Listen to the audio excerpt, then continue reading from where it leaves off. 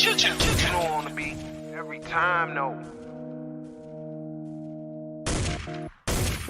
I would like to personally welcome you to Man Hour After Dark. Say that thing. While I bring you the host, Mike, Buck, and Combs. You know who coming to the stage. Sports talk than what you about to hear right here. I second that. Go. You know that it's us when we talking about sports. Giving you facts on the field to the core. Tune in, we need the support. 1 hour too short, then listen some more. On all your stations, not dropping no music. Stripes like Adidas, but Nike just do it. Down 4 in the 4th, we go for the win. Michael 2 seconds, we taking it in. Buck, Mike, and Combs, you know what's going on. Man, now we're After Dark, no LA, we the big spark. No 4th and inches won't cut short. Got the best talking, it's all sports. Buzzing more than buzz beaters. We coming live all through your speakers, go. And what is up, Man Hour Nation? Michael Buckasher here with the Man Hour. Be sure to head over to manhourradio.com and check out the merchandise page. The BC merch is there. The Man Hour logo merch is there. The Would You Rather merch is there. Way or No Way merch is there. Got hoodies, backpacks, beanies, joggers, t-shirts, long sleeve tees. Got socks. Anything you could possibly want over there at manhourradio.com is out there. We also got the blog section that's happening over there as well. You got Brandon Combs coming up with us here in hour number 2 on the Man Hour. We're going to talk a little bit Ian Brook. We're going to talk the Green Bay Packers, or super bound Green Bay Packers, I might add. We're going to talk a little bit about upset alert. Who is on upset alert here in the NFL Week 16? And also, we're going to play the infamous game of Would You Rather. All that and much more coming up on the Man Hour, guys. But guys, tonight, yes, guys, tonight is the night, December 23rd. It is officially Man Hour birthday tonight. We are officially 1 year old of this product that you see right here in front of you. Buck and Combs has been together as a team, co-host, whatever you want to call it, since today is the day that we decided to push forward with the Man Hour product. And guys, we could not be much happier to be bringing you guys this for a full hour, or for a full year. So speaking of year, next year we got huge things happening here on the Man Hour. There are going to be a little bit of changes, a little bit of dabbling here, a little bit of dabbling there. So let me give you guys a preview about what is about to go down here on the Man Hour come in 2022. First things first, we're still going to be coming at you guys 5 days a week, 2 hours a night, 8 p.m. to 10 p.m. East Coast time, Sunday through Thursday. That's not going to change whatsoever. But what is going to change? What is going to change? Is the fact that we're bringing you Man Hour AM. That's right, guys. Yours truly, Mr. Buck Nasty himself, Man Hour _Buck on the old Twitter machine, will be bringing you Man Hour AM. It is either going to be 9 a.m. or 10 a.m. East Coast time. Haven't set a time yet, but that is coming. So we are bringing to you guys, what's that? That's 10 live shows a week. 10 live shows a week, guys. Can you handle that much Man Hour? Can you handle that much live, raw, uncut action coming at you each and every day? Only time will tell. We will, this is all, the morning is simply a test run. We're going to see how it goes. And if you guys love it, we're going to keep doing it. If you guys really love it, hell, we might add a third show. You never know. You never know what's going to happen here on Man Hour. But Man Hour AM, guys, is coming January 3rd. So year 2022 for Man Hour, hour number 2 of Man Hour, as you guys see it, will bring you a lot of great action. Also, things we're going to be doing for Man Hour here, we are going to add another special guest. We already got Luke G. We got Soup Boss. Who else we got? We got Kevo. We got Wayne G. Guess what, guys? Oh, don't forget about Graham Wallace. Don't forget about Graham Wallace. That's right. So Sundays, that's right. In 2022, Sundays, we're adding another special guest. Sunday night guest. And his name is RC. He is a professional baseball player. He is going to bless our airways with some insides of Major League Baseball, of what's happening, his brand, what he's doing on his side of things, how you could possibly get it. You guys seen the Pat McAfee show, right? How Aaron Rodgers and Pat had that thing. We're going to be doing with our man RC. So we are really, really excited about that. But just to give you guys a little bit of preview about what's to go down in 2022, here's our man, RC. We have a great interview lined up with him. Him and Combs killed it, and you guys get to listen to it right now. So sit back, relax, and enjoy this beautiful interview with RC and about the baseball lockout. All right, man, our nation, it's your boy BC Brandon Combs here, talking some baseball for a change. We've been talking so much damn football. I am pumped to be able to talk some baseball for a change. I know we've got the lockout going on, and that's actually what we're here to talk about tonight. You guys know me. You guys know I'm a baseball guy. This is what I live and breathe. So we're going to bring out somebody else who is also a baseball guy, who also loves the game just as much as I do, and that's RC Orlan, who was with us last week. RC, what's going on, buddy? BC, how we doing, man? I'm good. Good, man. Good. Look, when we last talked, we were talking about a whole lot of fun stuff. We got into some deep conversation about the steroid era and that type of stuff, and I think we kind of seen eye to eye, and I think we're going to kind of see eye to eye too on this whole lockout situation just a little bit. Why don't can you shed some light on what really this lockout is kind of all about between the players and the owners? For sure. Yeah. So when we first spoke a couple of weeks ago, I know we talked about the only MLBPA meeting that I had, and we didn't hear some great things from the squad. They said, hey, we see a lot of concerns. And the number one thing was about getting players fairly compensated earlier on in their careers. And so I know we've spoken about this where you hear, oh, well, baseball players make $40 or $50 million a year, and I don't know what they're complaining about. Well, that's not true. The top 1 or 2% guys do make that. But they're so far past the standard deviation, they're not even part of the argument or the realm of what we're here to discuss. So the big thing is let's review the rules first. So you've got 3 years to play. You're out your first contract. I think you start at roughly $600,000 and work up to $750,000. Again, these are all ballpark numbers. And then you've got 3 years of arbitration where you can either agree on a number with the club or you can ask for more money. And then an arbitrator will say, hey, I take your number means more to me and I like that, or the owner's number wins. So again, that goes back and forth for 3 years. So then after that, your 7th year, you become a free agent. So again, we've got 6 whole years where we can't sign an extension contract to maximize our value. So I'll pause there and say, those are the rules of the game. Now the players are saying, how do I maximize this? The way players maximize this is exactly what Trevor Bauer does. And you sign a 1-year contract every year and you say, hey, I'm going to go to the highest bidder. I'm going to maximize my value. I'm going to know that WAR is basically roughly $7 or $8 million per unit of WAR. For people who don't know that, that's that win above replacements. I don't know the formula going into it, but essentially the more WAR you have, the better. So again, Bauer signed I think the first $40 million pitcher year. He signed a 3-year deal, but it was 3 1-year contracts. And so Max Scherzer just signed a $42 million deal. Bauer helped him get there because he was the first one over 40. So when Scherzer says, hey, I want 42 million or 43, I see that my teammate Bauer got 40. I'm better than him. I want that. So that's one way we can maximize our value and our gain. The way that owners do it is by doing what they've done with a lot of the young studs, where you've got Eloy Jimenez signing some big contracts. You've got Blake Snell. You've got, again, Franco just signed one where the players mitigate all of their risk and they say, hey, I'm going to only sign a 50 or 60 or $100 million contract for basically the life of my playing time until 35 or so. So way past my prime. So they're taking out their maximum value and saying, hey, because I don't need the extra 50 to 60 or $100 million, I'm going to settle and take X. And there's nothing wrong with that because, again, $1 million to most people is plenty. So if you're going to go sign, play for $10 million a year, so be it. The only issue with that, though, is when you've got guys like Ronald Acuna signing for $12 or $15 million. When you go into arbitration, you start to compare stats and you say, hey, Acuna is going to make 15 mil this year. I'm not as good as him. So the owners are going to say, well, I'm going to offer you 10 or 12.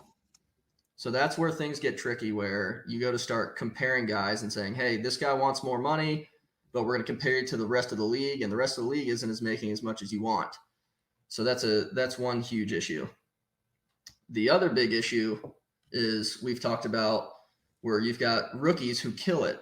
I think what was it? Peter Alonso hit like 50 home runs, give or take, his rookie year. Yeah. I think his WAR was right around a 6, 7, or 8.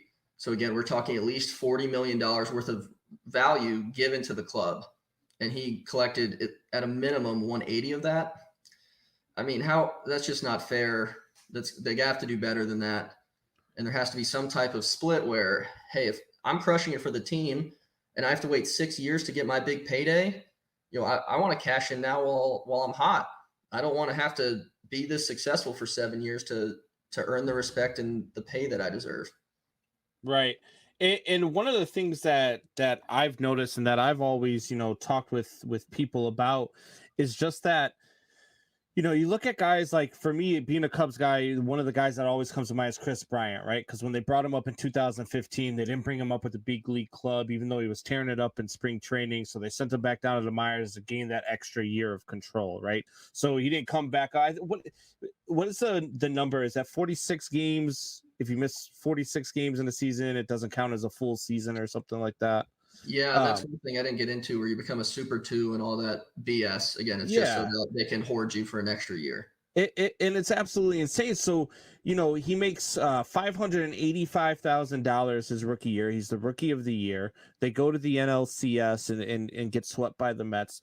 The next year, he's the MVP. They win the World Series. He makes $652,000 in that year. And in the following offseason, settles in arbitration for a record of $1.05 million. And like you said, that's a record. Yeah. And that to me is absolutely acid. This is a guy who had an MVP season to help a team win its first World Series in 108 years. And the guy didn't even make $1 million in that season. Meanwhile, we've got guys like, look, great players, but you got guys like Albert Pujols, you got guys like Alex Rodriguez, who signed these max deals and still have not helped. I guess A-Rod won one. Okay, but between the two, you've got one World Series since they signed their big contracts. Because when Pujols left the Cardinals to sign that big contract with the Angels, it didn't exactly pan out for the Angels. And it's one of those things where I look at some of the contracts in baseball, I look at some of the things that they do, and it's almost like you've got to start paying these guys when they're younger. Because you look at a guy like, let's take Jacob deGrom, for example, right? What's Jacob deGrom? I think he's 31 now. But when he was, in his younger days with the Mets, and he's tearing it up, and nobody's hitting the guy, he's posting like ERAs in the one, he's on his rookie deal still. And then you've got a guy in like Max Scherzer now, who's 38 and signs a deal where he's getting paid more than like 2 or 3 teams in the league combined. So it's one of those where you start looking at yes, these guys, which are few and far between, that are going to get these types of contracts as they get older. You start paying these guys when they're younger, which is what they deserve, because when these guys are younger, that's when they're in their prime. That's when they're giving you all that they've got and showing you everything that they are. To me, $652,000. There's not and I never say, I always hate when people say, "Oh, well, that guy's a terrible player." Well, he's in the major leagues, and you're sitting on your couch eating potato chips. He's a much better player than you'll ever be. The best comeback I ever heard, I think it might have been Joey. No, it wasn't Joey Votto. It was actually a basketball player. I think it was Brian Scalabrine, who said, what's funny? He said to a fan who said that he sucked. He said, what's funny is that I'm closer to LeBron than you'll ever be to me. So saw that this offseason. Yeah, I mean that's an amazing comeback in it, and it really puts thoughts into perspective. But if you take the worst player on a team, right, the guy who's only there to be a pinch runner, or who's only there to be a defensive replacement, or whatever the case is, that guy alone should be making at least $1 or $2 million a minimum. You know what I mean? Because the revenue that players generate is astronomical compared to what they get paid. Now, all these people out there that are going to be listening to this and saying, "Oh, well, how can what would you do with $1 million? What would you do?" You're correct. It's a ton of money. But you know what? That's the money that they generate. That's the revenue that they generate. If you work for your company and you go out and you generate $3 billion in revenue, you're probably going to ask for a raise. You're probably going to ask for a bonus. You're going to ask for all sorts of money. Or you're going to say, hey, look, if I don't get this, I'm going to walk. To say that these players, let's look at a team like the Pittsburgh Pirates, right? Pittsburgh Pirates generated $1.3 billion in revenue last year. That's what they brought in for revenue, the Pittsburgh Pirates. Their payroll is $41 million. $41 million. Not even 10%. Not even 10% of their revenue is coming in for the players. And I've never once gone to a Pittsburgh Pirates game and see anybody wearing the owner's uniform. Never once have I gone to a Pittsburgh Pirates game and seen the GM's name on the back of a jersey. Like, that, to me, is absolutely insane. It's asinine that those numbers come up and you can look at this and say the players are overpaid. If anything, they're way underpaid. And I don't care about, you could talk about, Trout and his $400 million. You could talk about all these guys coming up and what they could stand to make. But those are the what do you say a guy like Trout is? One in every 100 that you're going to find a guy like Mike Trout who steps on a Major League Baseball field? Like 1,000 probably. Yeah, I mean, he's compared to like Ken Griffey Jr. in his first up until his 29 or 30. So yeah. I look at a guy like Mike Trout and I get excited for a guy like Mike Trout because to me, you see a guy who is, probably the closest thing we've seen to, I don't know, Mickey Mantle, right? A guy who can just go out there and crush the ball, a guy who just, plays the outfield and does those things. And it's insane to me to ever sit there and think that guys like that are underpaid. And now you look at the guys who aren't as good, right? But when we're talking about aren't as good, we're talking about like the Chris Bryants who are winning MVPs and Rookie of the Year, who are talked about as being not as good. I wish I was not as good. I'd be a hell of a lot happier in life, right? Because I'd be on a Major League Baseball field. But I just feel like people who think that these guys are overpaid, people who want to come at and say, oh, well, these guys, they need to stop arguing about money. They need to stop complaining about money. That's absolutely not true. And to not pay these guys when they're performing for you, when they are coming out winning World Series, when they're winning Rookies of the Year, when they're winning MVPs, these are things that they should be paid for. Now you look at a guy like Chris Bryant, who, yes, in 2016 won an MVP, but every year since then, the guy's been hurt every year, right? And he every once in a while, he's had some slumps because he's had a bad thumb or he's had a bad back or he's had a bad knee.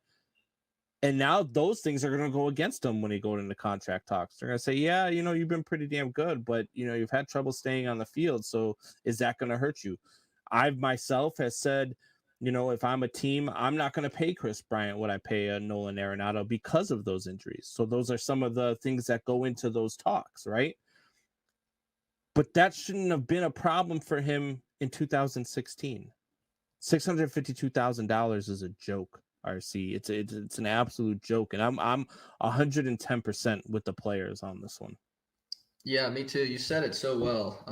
It's just tough to imagine a world where you've got guys making your organizations being evaluated at $1 billion, bringing in $1 billion of revenue a year, and having $40 million on the payroll. I know there's profit sharing around the league. I don't know how it's split up, but the quote that I was told in the one meeting I was in was that as long as you're on the field, your team is profitable. And because of that, if we are profitable like that, it doesn't matter if I have, 10 RCs on the field or 10 Mike Trouts on the field. As the owner, I'm still going to make money. And so it hurts the game, and you've got competition flaws based off of what you want to do on your payroll. And you mentioned my Pirates earlier. The catcher on that team is Jacob Stallings. That was my catcher for all 3 years of college. And they traded him away to the Marlins. Why? Because he just had a Gold Glove season, and that cost money. So what do? See you, pal.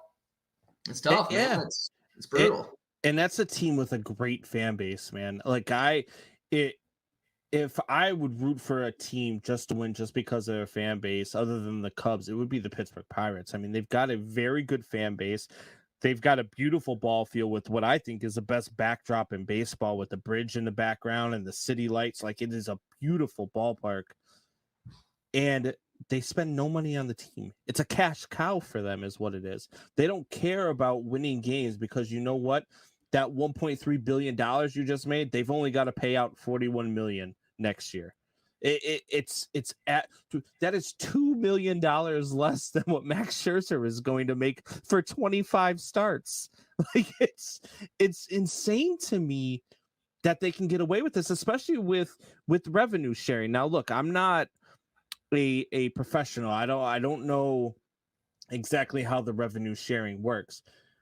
But if you're the Boston Red Sox or you're the New York Yankees and you're their owner, and you've got to take part of your $3 billion that you generated $3 billion with a B that you generated last year and give it to the Pittsburgh Pirates, but they're only spending $41 million on your payroll, I almost, as an owner, would be insulted.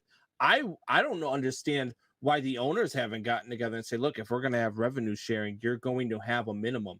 Like, they talk about, having a salary cap in baseball. It's one thing that fans are always talking about. Let's have a salary cap. I don't care if they have it. If they have one, great. If they don't, I'm fine with that too. But what they need to have is a salary floor. They need to have a minimum, and that minimum needs to be about $100 million.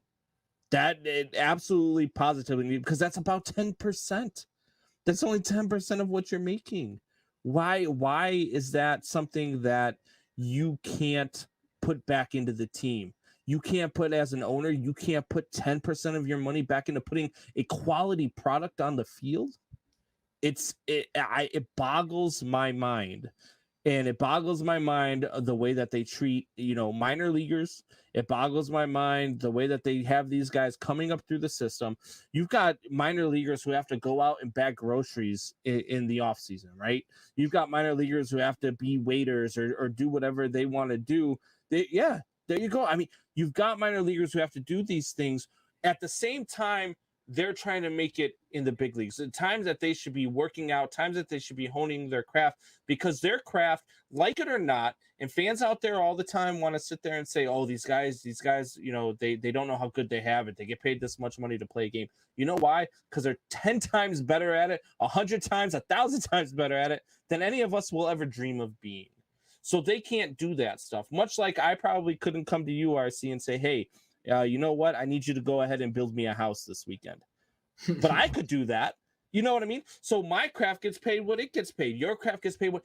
But to tell these minor leaguers, no, you know what? We don't have enough money to give you to have housing. We don't have enough money to give you a plane to travel to and from games. We don't have enough money to make sure you have a good spread of food in the clubhouse in between, double headers or before a game or after a game. To tell them that when you're generating billions of dollars is asinine to me. I don't understand for the life of me how the owners are allowed to get away with this stuff. I mean, I can't say it any better than that.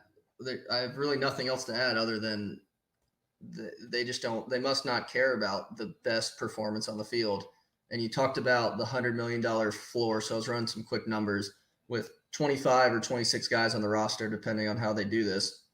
That means we're giving everybody on average $4 million, which that means everybody's WAR, wins above replacement, on average is a 0.5. Yeah. That's it. That means like we're asking for players to be valued on average at a 0.5. So I think Rafael Devers was like a 5. So that just to give you an idea, if he was around a 5, that's, I don't know what, 20, you're 25% of the way there with a guy like that. Right. And that's one of the things that you look at WAR. You look at a lot of the sabermetric stuff that they come out with now in the game, and some of it I get, and some of it I don't. WAR is one of the ones I don't, because it's almost like they just kind of put a number out there and guess, right? Like it's like, all right, well, if you put Mike Trout out there, but his replacement could be, I don't know, whoever the hell you could put off of the Angels bench and put him in there.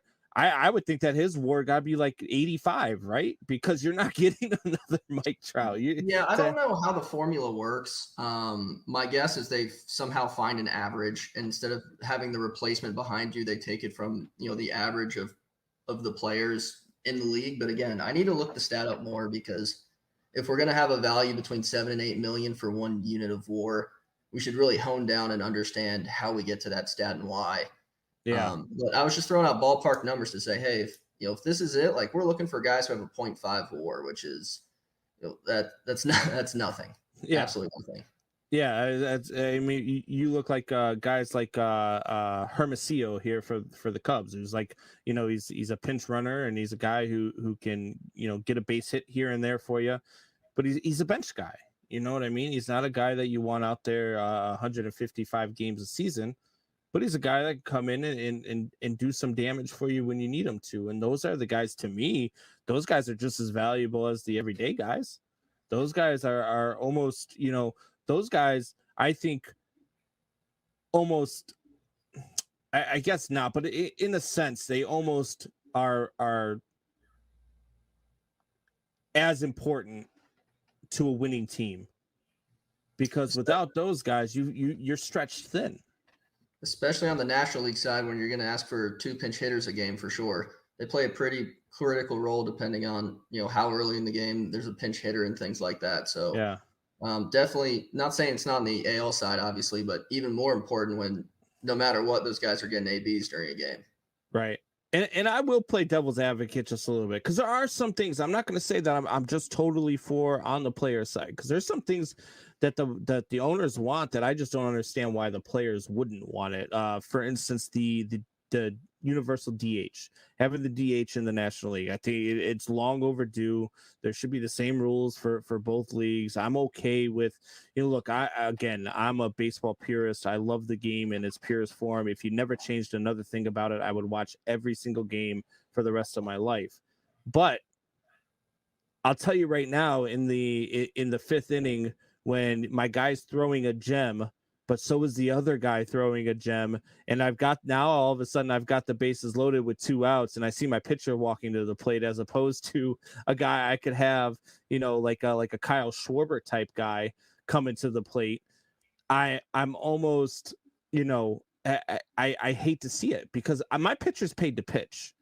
And I don't want to see him at the plate. I mean, we looked at a couple, was it last year? Or no, 2 years ago. The Cubs are in the middle of a playoff run, and we've got it was Pedro Strop, who's pitching, having a hell of a season out of the bullpen, running down the line trying to beat out a bunt, and pulls a hamstring. And now we lose him for 2 weeks, 3 weeks, whatever it was. And I don't want to see that stuff. My pitcher's not paid to run the bases. My pitcher's not paid to hit. That's one of the things that I like to see is universal DH. The other thing I like is their playoff proposal, where you have 7 teams from each league. The top team gets a bye. It's a 3-game playoff series for the wild card, and each I think it would be the 2 versus 7, 3 versus 6, and 4 versus 5. The 2, 3, and 4 seeds get to pick their opponent. Obviously the 2 and 3 seed would get to pick their opponent. 4 would just get stuck with whoever was left. But those are things, like, to me, that adds excitement to the game. Because I'll tell you right now, we saw it a little bit last year, right? Because they had talked about, and I don't know, are you, because you work in the game? Sometimes I wonder if people who work in the game, RC, are as in tune to watching it as us regular fans are. So when you're working in the game, do you like to watch, do you get into watching the teams that you're not working for, the teams that don't have a rooting interest in? Do you still watch? Yeah, those are great questions. For the most part, the answer is no, because usually we play during those times. There's always a West Coast game at the end of the day. But most times I look at guys on TV, and if I see a left-hander throwing 88, I just want to bash my screen in. So it's one of those things that I don't watch it out of a pure jealousy, where I'm like, cool, that guy just gave up a home run off a slider. My slider's better. He's got my job. I hate you. Yeah. But that's I what lost I'm my saying. teammates though. Like last year, you had the Yankees, who had a chance. If they would have won the division, they were going to choose the Red Sox, and they were going to choose to go to Boston. And it was almost like the Red Sox saying, really, you want us in our house? Then the Yankees go to Boston in the wild card game and get beat. Like, that's the stuff I want to see. I want to see a 7 seed go up against a 2 seed because they called them out. Like, to me, that just adds that extra element of it gives them more of a reason. I also like the fact that you see a 3-game series as opposed to a 1-game series in the wild card as well, because I think that it gives those lower seeds a better chance of winning, because you don't just go ace versus ace, and you don't just get that one chance, because anything can happen. Even the better team doesn't always win that game, that single game, but you get a 2 out of 3. I think that helps you out. I think it also helps out the 1 seeds who, they battled all year to be the 1 seed. Why should the 2 seed or the 3 seed be able to adjust their rotation to go up against them? You know what I mean? So I like that added element. I don't know, where are you at with something like that? Yeah, what stands out for me is that we're looking for the most entertainment value, right? So there was nothing entertaining about I think it was the Giants or the Brewers. Somebody threw 4 clean innings, and then they used a pinch hitter in the playoffs because it was a scoring situation.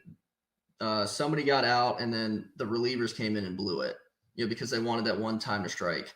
Yeah. It's just not the entertainment value of having another DH is better. Having Taiwan Walker go up to home plate, stand there with the bat on his shoulder and walk back it's just not entertaining.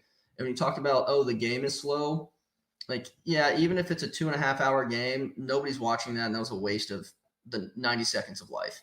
So Yeah. let's increase our entertainment value there. Let's make it more fun. I'm in with the DHs. It sucks because DeGrom's going to, still hit 300, but hey, he can hit for himself then. Why not? So I know there's some athletes that can hit. I get it. But just from the overall fan experience, having 2 DHs, I think adds way more value. And then from the playoff perspective, why not? If you win and I'm a 2 seed, I think it'd be great to be able to say, hey, I want to choose this team, or hey, I want to choose this team. 1-game playoffs after playing 160 plus games this season, and then having my season come down to 1 game, 1 3-hour event, or I guess 4 because it's the playoffs. Don't love it. That seems like I did all this work to say, hey, we're going to throw this out, and this is a do or die game after all the success that we had. Yeah. So 2 out of 3 makes a lot more sense there. I'm way in on that. And then why not? If I'm a 2 seed and say, hey, I want to play this team. If you don't like it, be the 2 seed. I think it adds value and motivation for guys to, hey, not just make the playoffs, but say, hey, I think I have a statistical advantage against them, or, we played well against them. Why not have the advantage?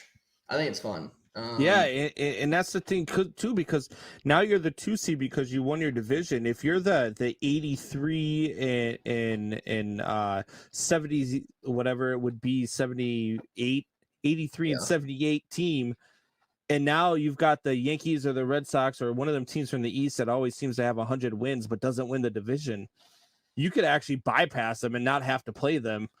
being the three, because you get to call out your opponents, so you might not have to face a team that has a good pitching staff. You might not have to face a team that you think that you don't match up well with, and I think that adds that level of excitement.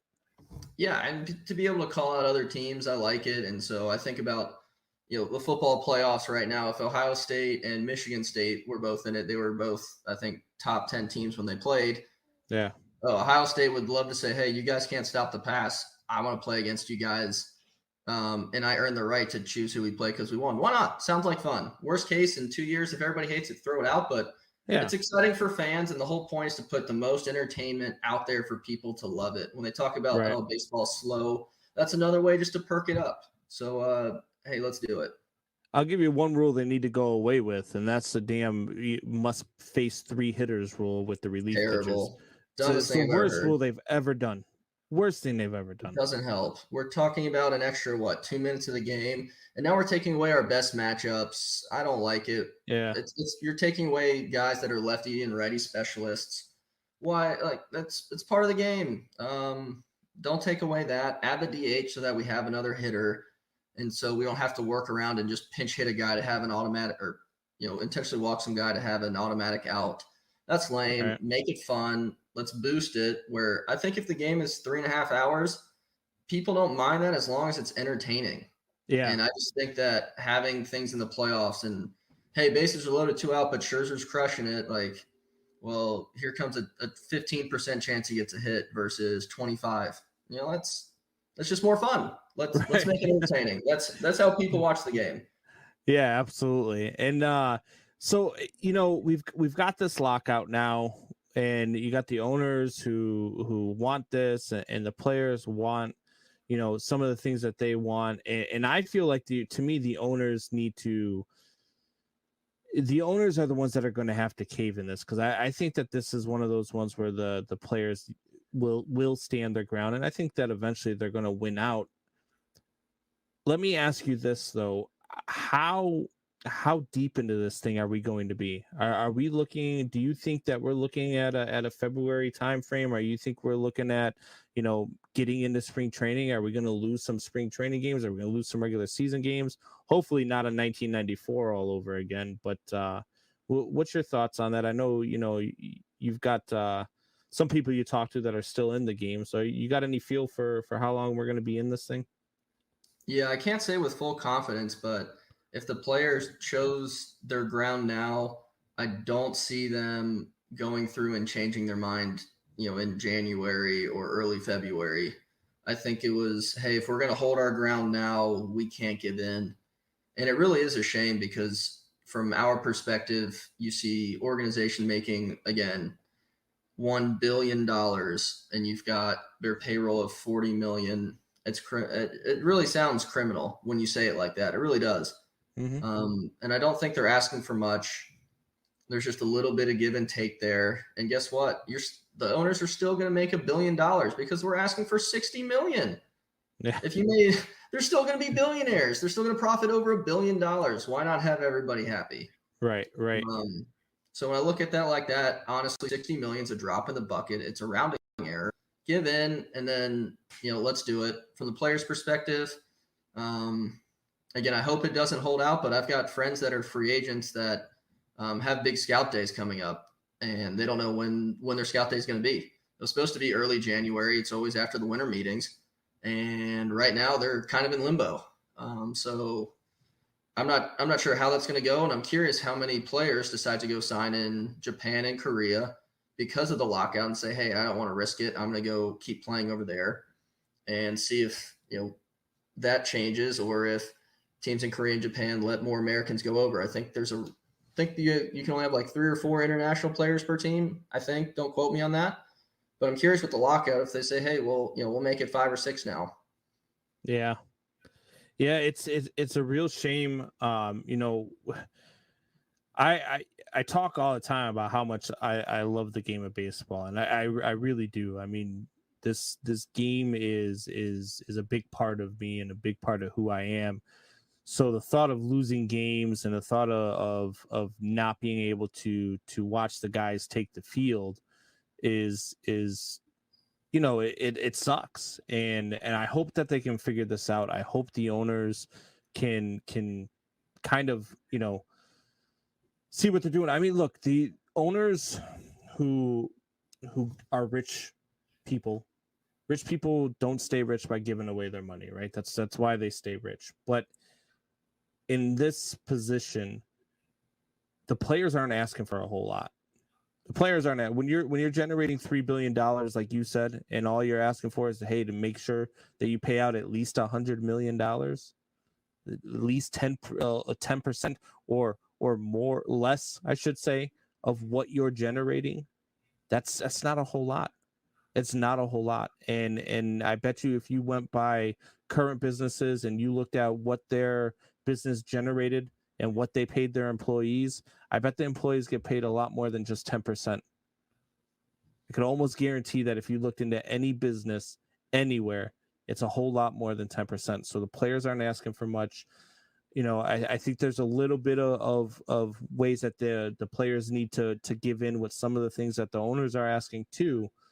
But for the most part on this one, man, I'm completely with the players. I don't see how this one is going to change. I feel like we're going to be into spring training before we get something done. Look, if you want to make a point to the owners, the way to do it is to hit them in the pockets. And I guess the best way to hit them in the pockets is to cost them games and cost them money. And I just hope we don't have to get to that. Yeah, 100%. So I hope that they put a bow tie in this thing, and hopefully, by the Super Bowl, so everybody can show up 2 weeks before the season or before spring training, get acclimated like you're supposed to, and then get going around mid-February. So that's the hope. Like you said, it really seems like we're not asking for much as the players, but apparently we are. Otherwise, we wouldn't be in the situation in the first place. Yeah. Again, when you throw out numbers where everybody's in the 10 figures, I mean, it's hard for me to see the other side. It really is. Yeah. And, I just don't get it sometimes, but baseball's always stood the test of time, right? And there's always been one constant. It's that thing that, you hear in the Field of Dreams speech when he stands up and he says, there's been one constant, Ray, baseball. Baseball's been there, and baseball's always going to be there. I hope they can get through this. That's all. But hey, RC, man, it was great talking with you. Hopefully you're going to be joining us a lot more. Hopefully we can get you on here. We got some things that we could talk about off the screen. But I really appreciate you coming on. I really enjoy your insight. So feel free to come back whenever you want. BC, it was great. Thanks for having me. And again, we'll have more baseball to talk about soon. So looking forward to that. And we'll see you next time. All right. Perfect, RC. Thank you, bud. All right, guys. So that was RC Orlan. Look, I just hope baseball can get back to where it needs to be. I hope we don't miss any games. But we'll be right back after this commercial break. Stay with us.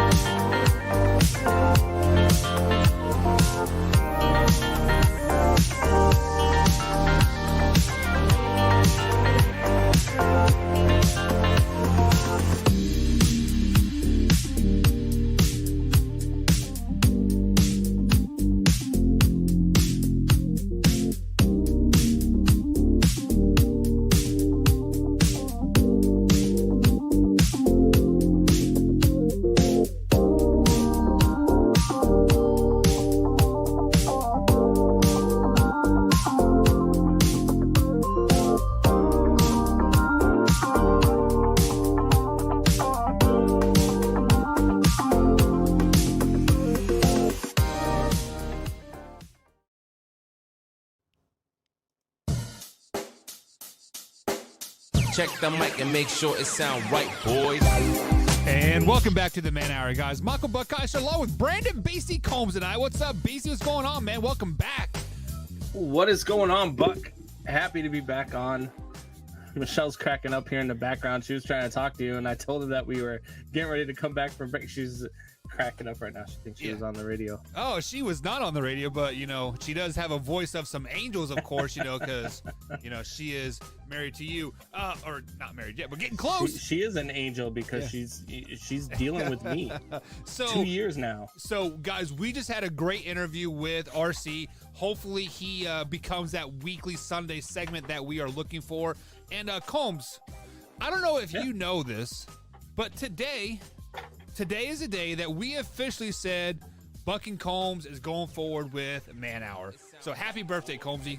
We are officially 1 years old, man.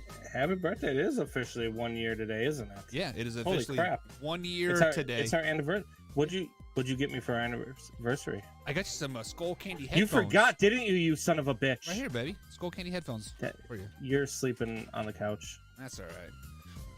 I've already got headphones. All right, guys. So I broke some news to you guys earlier in the show here. More Man Hour coming at you. We are going to dabble in that. But one thing we are going to really dabble in right now, Combs, is some NFL football talk. Obviously, Week 16 is upon us. We have 3 games left in the regular season. And one team that is clicking on all cylinders right now, Combs, is the Green Bay Packers. The Green Bay Packers were number 1 in Graham Wallace's power rankings last night. And Combs, very few people know this, but they are injury riddled just like most teams in the NFL. So they are going to get better, and better once the playoffs start. So Combs, let me ask you this question. And take your fan bias out of it. Take your Chicago Bear bias out of it.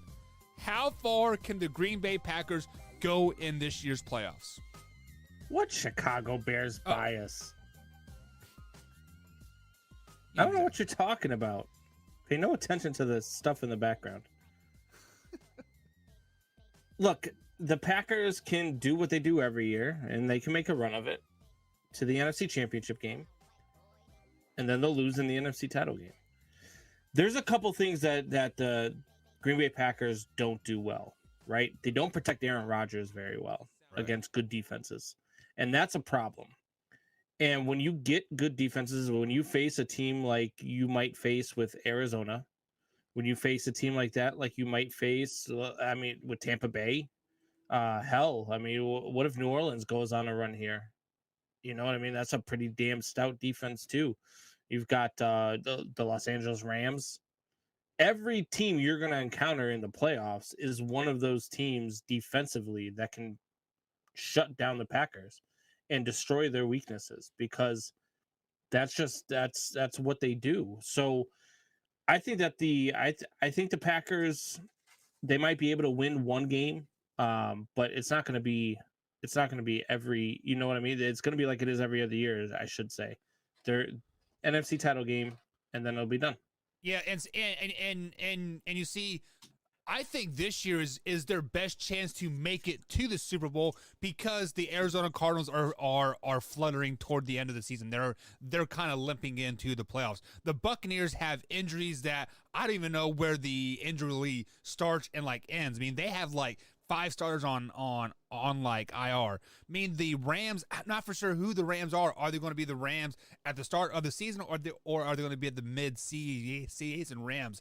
As a NFL fan and watching the game right now as we're doing this show, I would be worried about the San Francisco 49ers if I'm the Green Bay Packers. So let me ask you this question, Combs, just to complete this full circle here.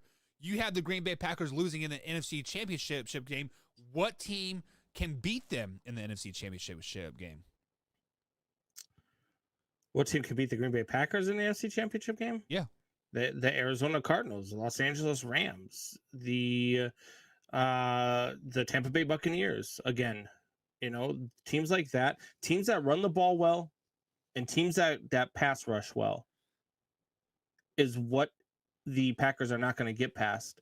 And one of those teams is going to be there in the NFC title game. So you're going to have to face one of them, and it's not going to be pretty. Look, the Green Bay Packers, I like Aaron Rodgers. Look, I hate the Green Bay Packers. I hate admitting that I like Aaron Rodgers, but Aaron Rodgers is the top 5 quarterback of all time. And I say it time and time again. However, they do not protect him well. And we saw that this past weekend. We saw him get frustrated. Yep. We saw him get hit a lot. He was frustrated in that Bears game. When the Bears played in Green Bay, that first half, the Bears were getting at him. And once he starts getting frustrated like that, it's a lot like Peyton Manning was the same way, right? Peyton Manning was, if you can get to him, you start hitting him in the mouth, he's going to have a bad day. And it's almost, Aaron Rodgers is a little bit better than that, but if you get to him, he starts, ducking and not completing his passes, not being able to sit back there comfortably and rushing some throws, that's when the Packers get in trouble. And so I don't foresee the Packers in the Super Bowl this year. I Yeah, don't. so I can definitely see why you said the Bucks, Cardinals, and like Rams. Clearly, they are good NFL teams, but I don't think they're great this year. But everything that you said, the teams that can beat the Green Bay Packers are a team that can run the ball and a team with a pretty good defense and to get pressure on Aaron Rodgers, and that is the Dallas Cowboys and the San Francisco 49ers. I think both of those teams are the only teams that legitimately have a shot of beating the Green Bay Packers and Aaron Rodgers in this year's playoffs. The other teams, they obviously match up well, but I'm going to give the Packers the edge to them each and every time. So there was, Combs, there was a question that came through the chat here, which came from our man Alpha Rob here. What's up, Alpha Rob? He says he has missed half the show because his girlfriend had him at the mall. Fun fact, that's where Combs was just at too. There's a mall here in Chicago right now where people are hiding in closets and stuff because there's a shooting going on at one of them, the Woodfield Mall or something like that in Chicago. Imagine that. It's crazy. Only in Chicago. But let me find that comment from Alpha Rob. Where did it go? Come on, man. Shoot. Okay, we don't call it Chirac for nothing. Okay, here. So Alpha Rob says, do you think Green Bay will struggle versus San Francisco? Ooh, it really depends. I haven't looked at San Francisco in a while. It really depends on how healthy they are. I don't know how healthy the San Francisco 49ers are clicking on right all now. cylinders right now. If they're healthy, I know they've been playing good football lately. But if they're clicking on all cylinders and they're healthy, man, there's something to watch, because that team, this is a team, and I said this preseason, this is a team that people forget about. 2 years ago was in the Super Bowl, and last year was just riddled with injuries, and then they've gone through injuries again this year, and now I think they're going through some COVID protocol stuff over there too now. So if you get a fully healthy San Francisco 49ers team versus the Green Bay Packers, they could absolutely give them some trouble. So to Alpha Rob, to add to the point here that I said earlier, so I do think the San Francisco Niners could beat off the Green Bay Packers in the playoffs. However, don't my bad. But with that being said, I do not think ultimately that the 49ers beat the Green Bay Packers, because there are two things that are happening here for the Green Bay Packers. One, right, Combs. One, they would not play in the NFC Championship game, so the Packers will, by default facto win that game, right? Excuse me. Mm-hmm. And number two, they are not at San Francisco Stadium. What's it called? Levi Strauss Stadium now. For whatever reason, every time the Packers go to the West Coast and play the 49ers, they are absolutely a shit show. They suck there for whatever reason. So I would not be too worried about the 49ers, because, you will play them early. You're not at Levi Stadium there. But they are a team that could sneak up on you if you overlook them. But you shouldn't be overlooking teams in the playoffs anyways, right, Holmes? Well, yes and no. I mean, there are sometimes you go into a game and you're like, man, this is, the 6 versus the 7 versus the 2 seed, and you're like, this isn't even going to be a game. However, this year in this year's NFL, you shouldn't overlook anybody. I mean, it's there's a lot of parity in the league right now. So if you overlook anybody on any given week, ask the Arizona Cardinals about overlooking the Detroit Lions. Yeah, exactly. And so, I'm looking over here now. I mean, the Niners are starting to get healthy. Still no Mohamed Sanu off of IR yet, but he's more of like their third wide receiver. They got Deebo Samuel and they've got Brandon Ayuk. So I think even in Green Bay, the Niners could give these guys some trouble. They run the ball well. They play smash mouth defense. So I think that the Niners could absolutely be a team that could surprise and knock off the Green Bay Packers, like they might even do to the Tennessee Titans tonight. Yeah, so if the playoffs were to start this week, some 2 versus 7 matches that we would have Combs is the New England Patriots at home versus the Buffalo Bills, and then the Vikings will be traveling to Dallas to take on the Cowboys. So 2 really, really good games there. So you definitely cannot look over anybody in the playoffs this year, I think. See, I don't think that. See, I disagree. I don't think that Vikings Cowboys game would be good. Right, The Vikings find a way. The Vikings find a way to let you just beat the crap out of them in the second half. It's almost like the Vikings will be like, all right, cool, we're in this. All right, now everybody just sit down. Because it's like they just don't want to win games. I don't understand even that game against the Bears the other night. Granted, they ended up winning it by 8 points. They were by 14 most of the damn night, and you never felt like it was safe for them. Luckily the Bears are the worst coach team in football, and they shot themselves in the foot a bunch. But the Minnesota Vikings are just not, and I don't think the Minnesota Vikings will be there in that 7th seed like we talked about last night. I actually think it'll be the New Orleans Saints. Yeah, well, only time will tell. Well, Combs, I'm glad you brought up the New Orleans Saints because that's exactly where I'm going to go next here. And your boy Ian Book is starting this week for the New England Saints. Let's go, Bookie. The people that don't know who Book is, he was a quarterback for the Notre Dame Irish last season. Combs, you got a chance to watch a lot of him. So we have seen, obviously Jameis Winston is hurt for the season with that torn ACL. Simeon is hurt as well, and then Taysom Hill is now COVID. on the COVID list. Yeah, Simeon went on COVID list too. Do you think possibly if Ian Book plays well, wins on Sunday, does he A, get chances to play for the rest of the season, and 2, are we possibly looking at the future quarterback in New Orleans? Ooh, that's a tough one. So Ian Book does a few things well, right? So Ian Book does things like he's a very good play action quarterback, which bodes well for him in this New Orleans offense. The play action is a big thing, especially with Alvin Kamara. It opens up a lot of stuff. That's what they really need in his offense, is somebody who runs a good play action. And that's where Ian Book thrives. Ian Book can run a pass option. He can run, all of the stuff that you run with a Jameis Winston or with a Taysom Hill.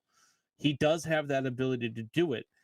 The problem you're going to find with Ian Book is the same problem I had with him at Notre Dame, was that sometimes he has trouble reading the field, and he tends to throw a bad pick at the wrong time.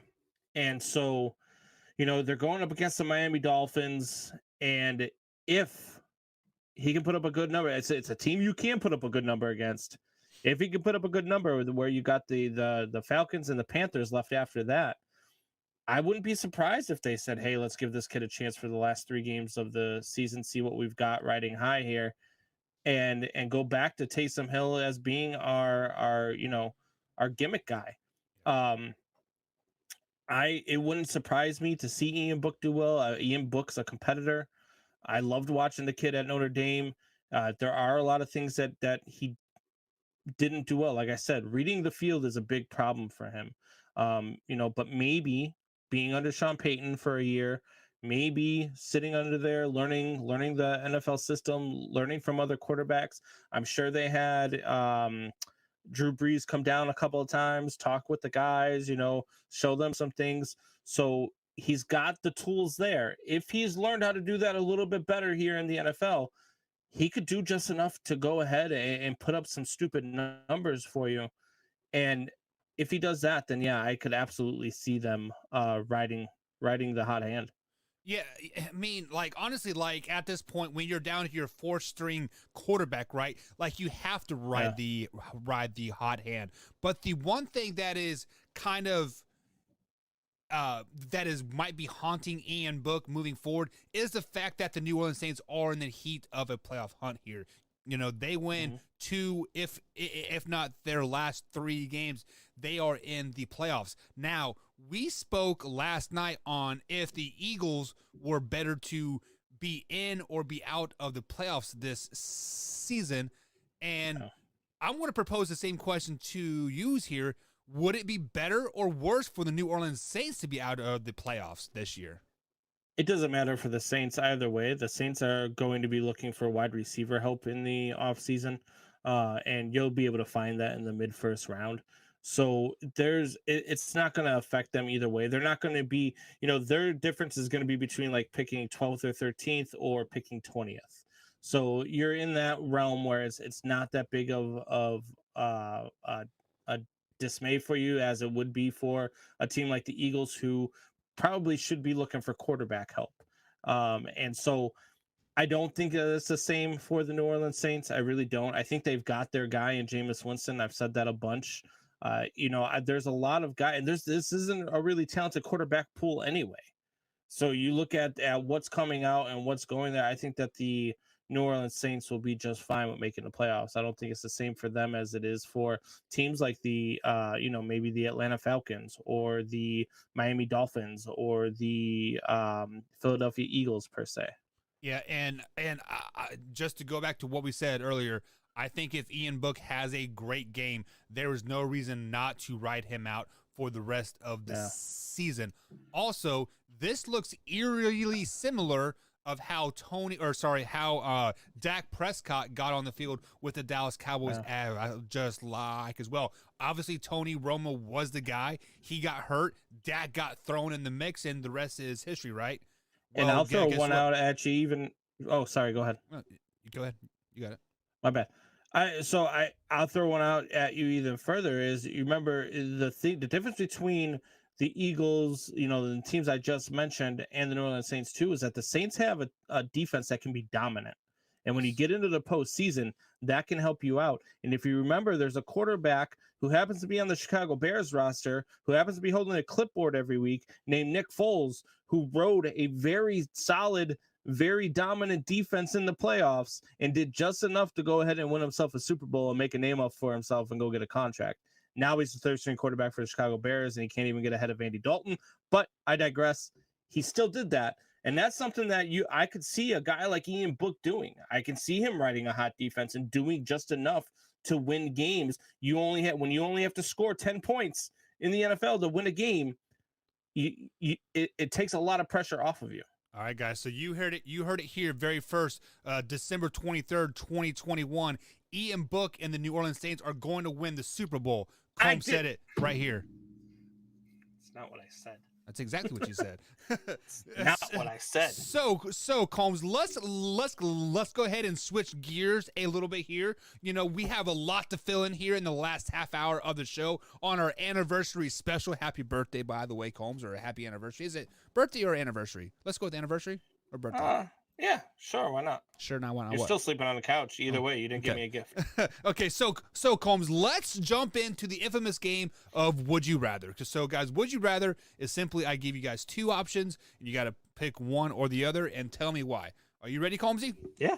All right. Let's do this. So the first Would You Rather here, obviously, COVID is running through professional sports right now. Many players are being are on the COVID-19 list and will not be performing this week. So, Combs, would you rather be without Delvin Cook this week or Travis Kelce? Depends. Am I playing fantasy football or am I playing real football? Real football, not no fantasy. Oh, okay. Because my fantasy team last week, half of them were on COVID, and the ones that I had started all scored like 2 points each. I lost by 130, and I was the number 1 seed heading in. It's ridiculous. But the Vikings are playing who? Who are the Vikings playing? That's a great question. And I know the Chiefs are playing the Pittsburgh Raiders, right? Pittsburgh Steelers. Oh, Pittsburgh. Okay. And where are the Vikings at? There they are. Where they are. The Vikings are playing the infamous LA Rams. Well, here's the way I'm going to go with it. I'm going to say Dalvin Cook. I'm going to say I'd rather. Who do I rather have, or who do I rather play without? Play without. Play without Kelce. I'd rather play without Travis Kelce in this game. You can beat the Pittsburgh Steelers without Travis Kelce. You're also the number 1 seed heading into the week in the AFC. And if you're the Minnesota Vikings, you're fighting for your playoff lives. And that's a big difference. If Kelce, is he on the COVID list? Is that what it is? He is, yep. They're both on the COVID list. Cook too? Yes. Yeah. So, yeah, if it takes, if he's having symptoms especially, then, I would sit him make sure he's healthy for the following week. But I would go with I'd go without Travis Kelce. See, and I was going back and forth on this Combs, but I would like to go out with Travis Kelce as well, just because I feel like once you hit the playoffs, defenses are going to try to take away Travis Kelce, right? So you are going to have to find a way to throw the ball without him over the middle of the field, right? Now, it will definitely not simulate a playoff game by any means, because you're going to be double teaming X receiver anyways, but it is a good learning point for the team moving forward. And as much as I like Dalvin Cook as a player, I think the Vikings can win without them, because they're not going to be running the ball much against the Rams anyways, because that run defense is stout, and Kirk Cousins just sucks. Yeah. Let's just be honest about it. You know, here's a question for you. Can you say playoffs without thinking of that infamous rant? Playoffs? Every time somebody says playoffs is the first thing I think of. Yeah, there are two things that always come to mind. So I'll give you a word and tell me what comes to mind. Playoffs, the playoffs things, right? And practice. Yep. Practice. We're talking about practice. We're not even talking about a game. Not a game. Not a game. Practice. Love it, right? Not a game. Yeah, and he just kept going. I was cracking up. All right, Combs. So the next Would You Rather here, this is a two-parter here. So despite not playing a game in 72 games here, the Chicago White Sox have won a game in Chicago on 10-10-2010, and the most recent, then the Bears win in 10-3-21 here. And then the next what the stat is, meanwhile, the Falcons haven't won a game in Atlanta in 389 days. However, the Braves have played an entire season and won a series in that time frame. So, Combs, with those two stats fresh in your mind, would you rather play a home game for the Chicago Bears or a home game for the Atlanta Falcons, knowing you're going to lose either way? I hate you. So, what position am I playing? Am I? You are the coach. I'm the coach. God. And our records are still the same? Yeah. God. Well, I'd rather play in Atlanta then, because I don't want to be a laughingstock in my hometown. I don't want to be the guy getting booed off the field, going to my kids' high school teams, listening to them chant about firing me as I'm sitting in the stands. You know what I wonder? When they started chanting the Fire Nagy chant at his son's football game, did his wife chime in?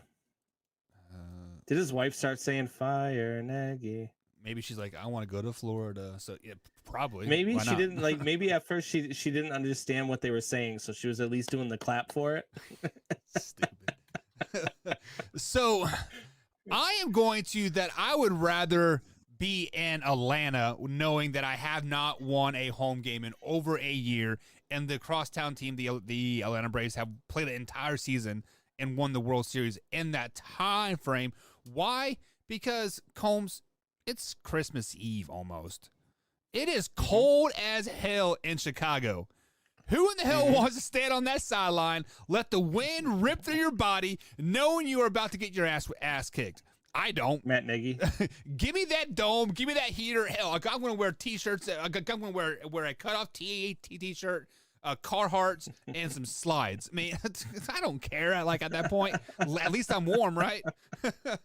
Oh, he said Carhartts and some slides. Yeah, 100%. God, man. that's a cutoff T-shirt, Carhartts, and slide. You're going all like. Oh yeah. You want to coach in New England, not Atlanta. I'm actually coaching in a hillbilly town, so that is the normal sideline attire.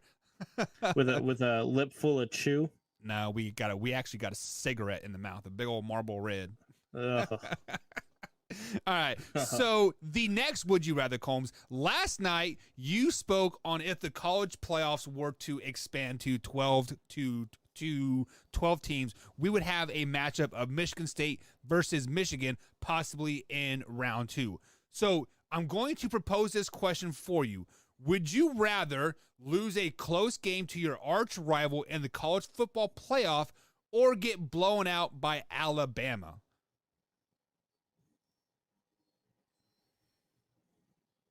Damn.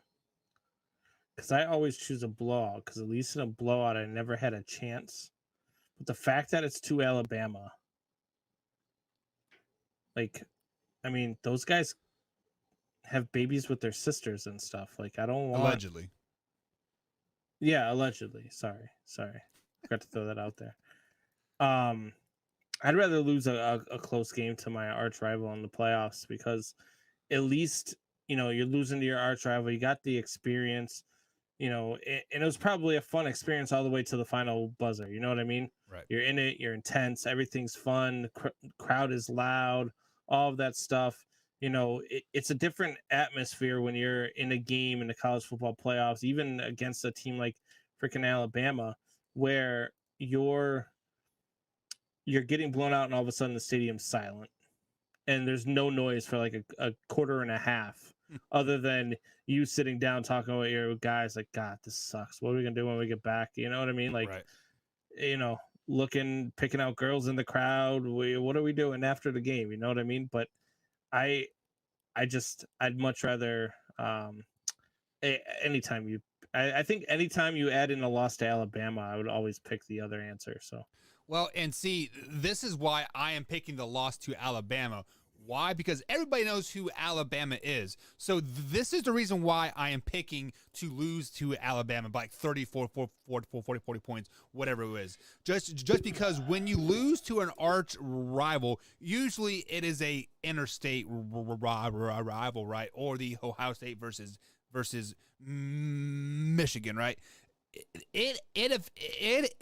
A loss to your rival affects you beyond that game. It affects you in recruiting. It affects you in each and every other sport, just because that loss is hanging over your head. Like, hey, we knocked you out, so therefore your rival owns you for the next 260 some days, right? Least when you lose to Alabama, there are millions of eyes on your program. So let's say you are Cincinnati right now playing Alabama and you get blown out. Even though you get blown out, there are tens of 20 million eyes on your team. People may not even know Cincinnati had a football team, let's just be honest, and now they're on TV versus Alabama. Yes, they got blown out, but that might bring in some 5-star recruits, just because you're like, man, I remember seeing those guys play Alabama. I want to do the same. Does it change your opinion if you're Michigan State and you beat Michigan by 3 touchdowns earlier in the season? Well, so you beat Michigan in the regular season by 3 touchdowns, but then Michigan comes back and beats you by 2 in the playoffs. No, that hurts, man. That puts a sour taste in my mouth, and I know that's going to hurt the recruiting aspect, just because, like, what is Michigan going to recruit you with? Like, hey, do you want to lose to the Spartans, or do you want to beat the Spartans and like when the time matters? You know, like it always feels better. Or you could use, like, for a guy like me, if you're recruiting that type of minded person, where you say, hey, do you want to come be that one piece that we were missing that can go beat Michigan and go win a national title? Or do you want to go to Michigan and maybe sit or maybe play behind somebody who's already won a national title? I want to win a national. Yeah, I mean, I always want to beat the big dogs. Like, I always want to beat the big dogs. Like, even in men's softball, like, I mean, we play competitively for years, right? And there were always those teams that were always dominant, right? You knew that as soon as they were in it, if their name was in the tournament bracket, you knew they were winning the tournament, right? And there have been times where they'd ask me to play. I'd never want to play for a team like that. I always want to play for the other guy to have a chance to beat you, because what's the point of you continuously being stacked? So I personally always want to play for the underdog, but not everybody has that mentality. You know? So Drew asks us this question over here in the chat at youtube.com/manhour. If you guys are not subscribed, hit that subscribe button, hit the like button, and share this with a couple friends as as well. He says, what if you lose to your rival, but then your rival wins the championship? I don't think that makes me feel any better. Yeah, that would honestly make me more pissed off, right? Just because, like, man, they fucking won the national title. Those motherfuckers, right? I mean, yeah. I can't, like, I don't like, when my rival, look, when I'm, especially like if I'm watching baseball, I never want to see the Cardinals win. I'll watch the World Series if the Cardinals are in it, but I'm rooting like hell for whoever's playing against them. right. Same thing in football. I never want to see the Packers win. So I'm always rooting against the Green Bay Packers, right? Exactly. And it would be the same thing in college football. Like, I would never in a million years ever root for, I mean, Notre Dame doesn't really have a big rival anymore because they stopped playing teams like Michigan State and Michigan. They don't play. USC is a big rival, Boston, right? USC is a big rival, but USC hasn't been good in years. Right. Same thing with BYU. BYU used to be a big rival. Boston College used to be a big rival. But none of those teams have been anything in years. So it's not really that much of a rivalry anymore. I wish they still played the annual game against Michigan State. That would be nice. Well, if they would join the conference, they definitely could. But we'll get into that later point. Yeah. So, and like and Drew comes out, and I want to address this comment one more time before we move on to the next Would You Rather. And he says, at least you can say you got beat by the best. The only time you ever use that term is if you are Cincinnati and you got beat by Alabama. You do not use that term when you are losing to an arch rival. And I don't even think you use that term when you lose against Cincinnati. I think that's a loser's mentality. Well, one of my favorite quotes of all time came from actually a Green Bay Packers head coach, and he said that if you can accept losing, you can't win. Right. And that's one of those things Vince Lombardi said that I always, carry around with me, is that there's no, well, at least we lost. No, I don't want to lose to anybody. And so I would never want one of my teammates or one of the teams that I coach. I would never want them thinking, well, at least we lost to this person. True. No. True. That doesn't fly. All right. So the last Would You Rather for tonight. So, Combs, like, obviously COVID is running the world right now. Again, here 2 years after 2 weeks of flatten the curve. But Texas A&M has officially pulled out of their bowl game for this season because of the COVID issues. So would you rather miss a bowl game or miss a NFL playoff game because of COVID? A bowl game, because there's 947 of them. And I'm fine with missing one bowl game. I mean, what was it, the Armadillo Bowl or something like that they're missing? Yeah. It's something stupid. Who cares? I hear there's like a 5-7 team that's taken their place in it. Good for them. It's going to be a game that happens at 11:30 on Friday or something that I'm not even going to watch anyway. And, well, I'll probably watch it because I'm a junkie. But still, I don't really care. It doesn't matter to me. The bowl games, there's so many of them. The NFL playoff games, I mean, you can't miss. You can't miss an NFL playoff game.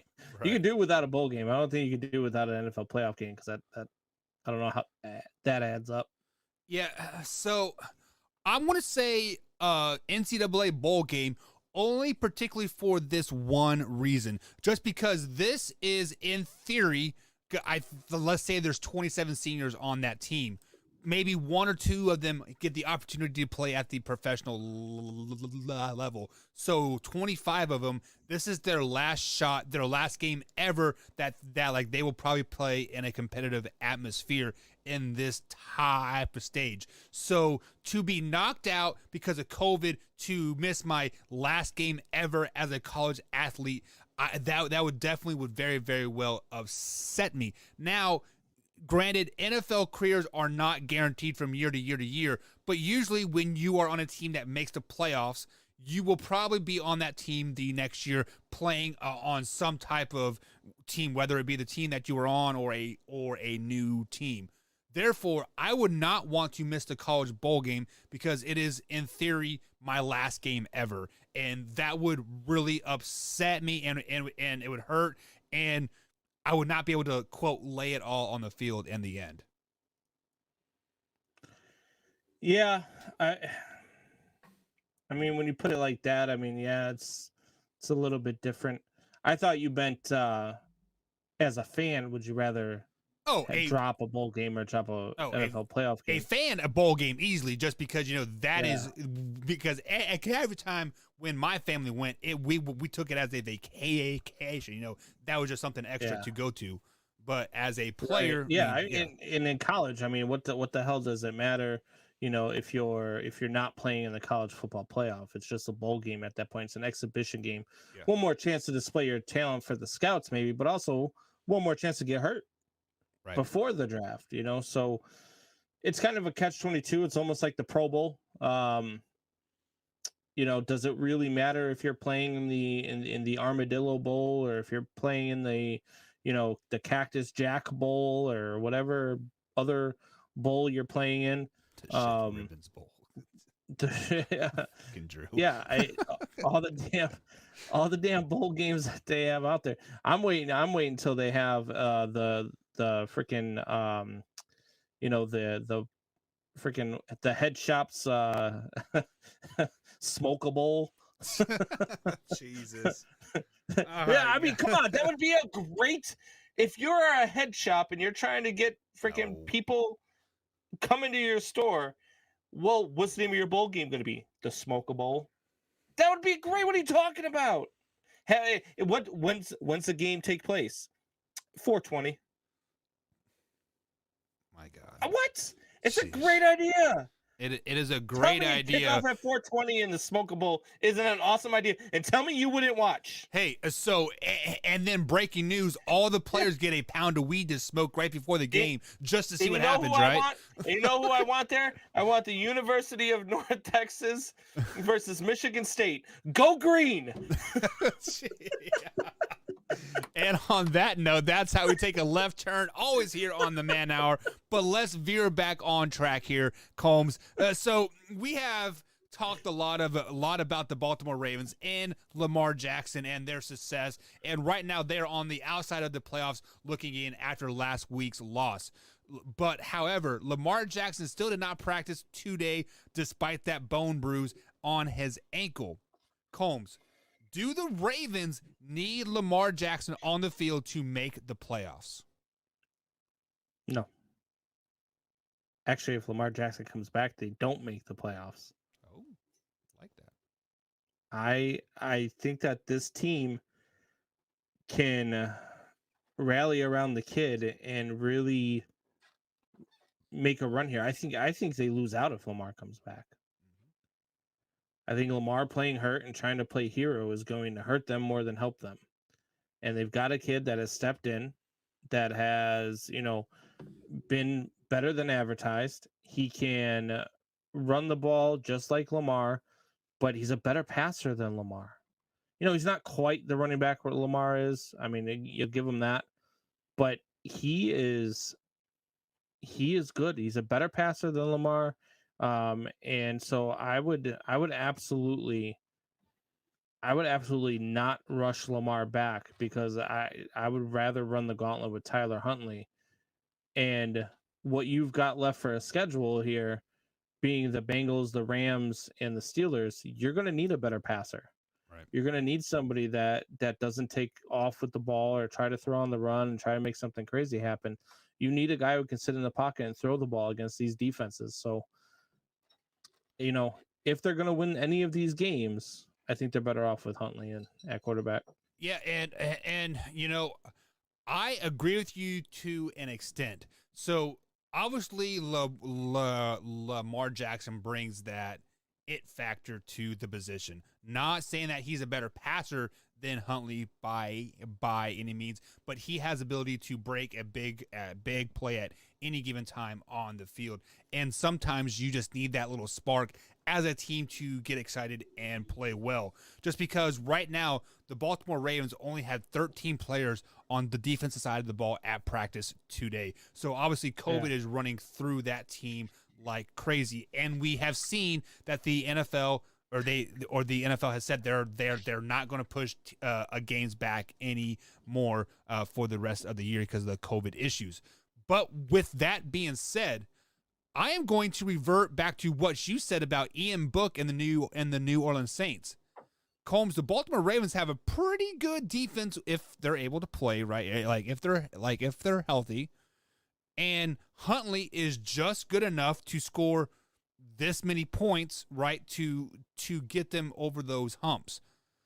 And I agree with you. I think if Lamar Jackson comes back, how do you beat Lamar Jackson? You force him to throw the ball. And the Rams secondary is great. The Steelers defense already beat them once this year, if I'm not mistaken. And I believe the Bengals beat them down 41-17 or 41-14. So they have Lamar Jackson's number. They've only seen Huntley on film. You can watch all the film you want, but players look faster. Or they're faster on the field. They have better arm talent when you see them in person. So I agree with you 100%. If Lamar Jackson comes back too early, as in not at 100%, they will not make the playoffs. And he didn't even practice today. Yeah. So I mean, I don't foresee him coming back this Sunday. Usually, if they don't practice Wednesday or Thursday, that's a bad sign. He's trending down. So I don't. I think they'll roll with Huntley this way. I don't look. These are some tough games. This is a tough back end of this stretch of the schedule, and where they've been on this losing streak, man, and they've lost some tough games, and so I don't know that they can come out. I don't think they can beat the Bengals in Cincinnati. No. I don't think they can beat the Rams. And the Steelers is questionable too. I mean, they lost that 1-point game to them because they decided to go for two. 2 of their last 3 losses, they lost because they decided to go for 2 instead of just kick the extra point. And they haven't lost the game with Tyler Huntley by more than 1 point. So, that's I just Cincinnati's one of those teams, right, where you expect them to win this game this weekend, and they'll get their ass and they'll lose by 45. You know what I mean? They're like the hardest team in the league to figure out. When you expect them, when you're finally like, yeah, you know what? They're looking good. They're going to be that team. They're going to win their division. And then the next week they just get their asses whooped. Yeah. So this is the game that's going to decide the division, and we'll see how Huntley reacts to it. All right, Comey. So one more topic for tonight, and this is Week 14 as a whole. That is happening right now. We have the San Francisco 49ers taking on the Tennessee Titans. But as you look through the schedule through the week, we have 2 Saturday games. We had the Sunday matchups, and, of course, we had the Monday night game as well. What is one game that you are looking at that could be an upset alert? A team that we all assume that is going to win, but they could get upset. What is that one game that you think is going to happen this weekend? Ooh, let's see. I'm going through the games. I think, God, there's a couple of good ones out there. I think out of all of them, you've got to watch out. There's 2 games you got to watch out for. You got to watch out for the Steelers over the Chiefs, and you got to watch out for the Browns over the Packers. Yep. The Browns are hungry. The Browns run the ball well. The Browns rush the passer well. And those are 2 things we said beats Green Bay. So this is going to be a really interesting game for the Green Bay Packers.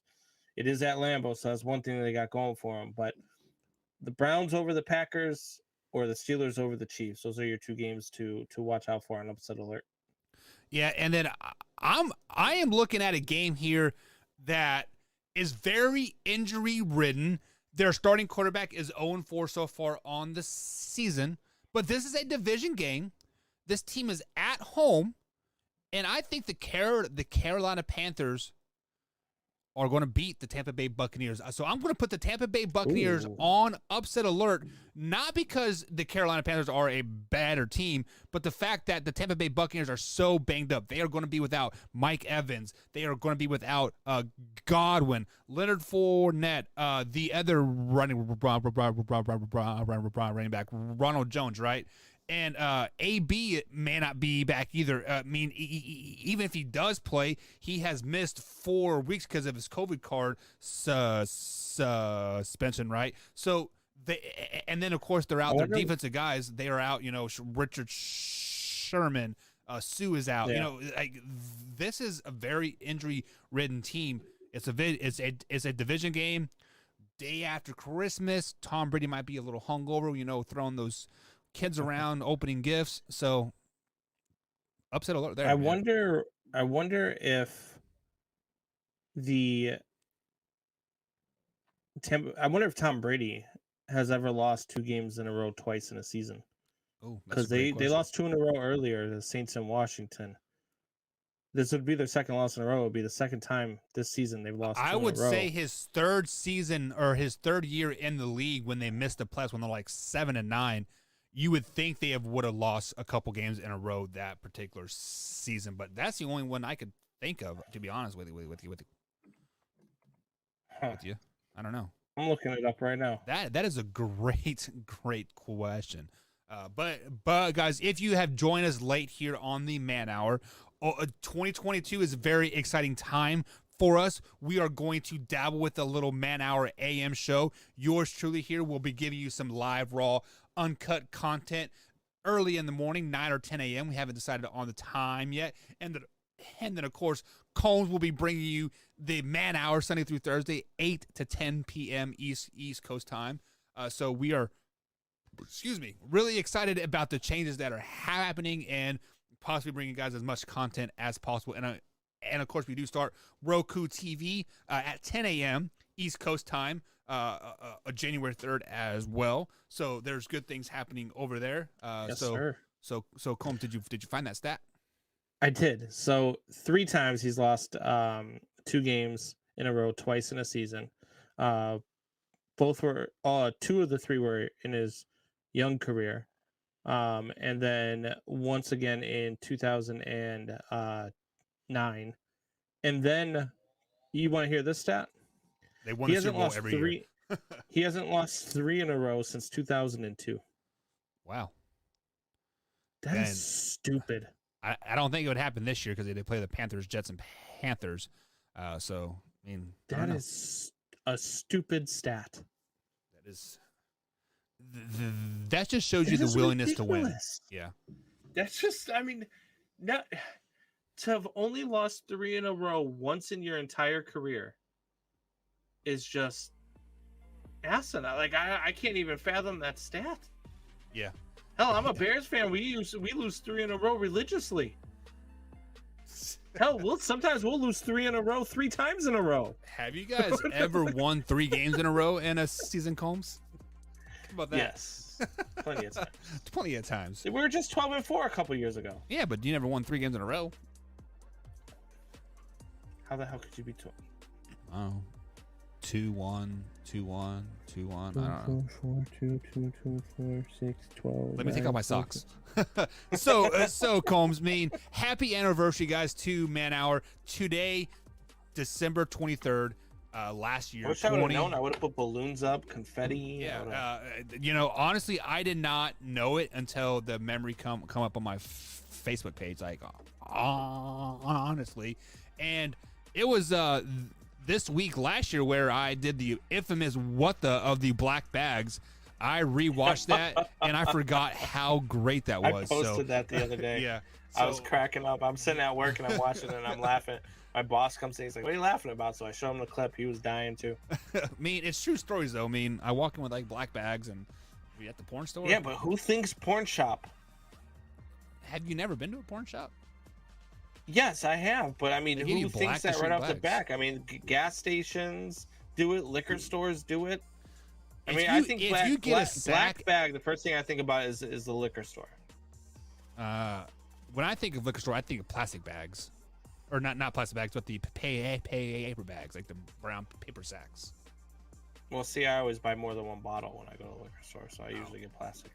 Cindy and my sister spent $100 at the liquor store last night. The one thing I'm not proud of my Marine Corps career and being stupid when I was younger, I took out a $2,000 loan once to buy alcohol for a party. and spent all 2,000 on the alcohol. And you had 5 shots and you passed out. Congratulations. Yeah. But everybody else had a great time. Yeah. So Combs, let's look back over the last year here. What has been your most favoriteest time here on the Man Hour for the last year? I'm spitballing raw here, right now. So I'm getting you right out the cuff. God. There has been so many moments. I think one of the best moments was when we muted Wyatt 3 times in a row, and all 3 times he didn't know it was coming. Yeah. And he really thought we were going to let him talk. That was a great one. What you guys don't know is we didn't used to have all this fancy stuff, and we used strictly StreamYard so we could mute people. And at the end of the show, the thing was to mute Wyatt, basically, what it came down to. Yep. And then there was, there's a couple times. A couple of arguments I've had with Soup Boss here recently. Your black bag story was definitely one of them. There was another one. The time I went off about the Chicago Bears when they decided to retain Matt Nagy and Ryan Pace at the end of last season. Yeah, that was a good one. But I think my all-time favorite moment is every episode that you and I do, because I think that the chemistry that you and I have, and the things that we bring to the table, and our sense of humor, and the fact that we think so much alike that it's scary. Right. I think that really adds to what we do here and what we do at the Man Hour, and that is just bring them the best damn sports radio show on the planet. And I just love every damn time you and I are on the radio together. So I can't wait for us to finally get that one yes, so we can do this every day as a living, and get paid to do it. And not have to split the Man Hour up, because as you guys know, I will be MIA from the Man Hour at the night from 8 to 10 for at least 2 months here, because I got a promotion at work. So you never know. I might take a couple of days off here and there, because I got some personal time to take that I lose if I don't take it by March. So use it or I might lose take it. a couple of days just to come hang out with you on the Man Hour in the morning. There you go, man. All right, guys. So happy anniversary to us. This is the last show that me and Combs will be doing for 2020 or 2021 for sure. Combs is going on vacation next week. Merry Christmas to you, Combs. Happy New Year.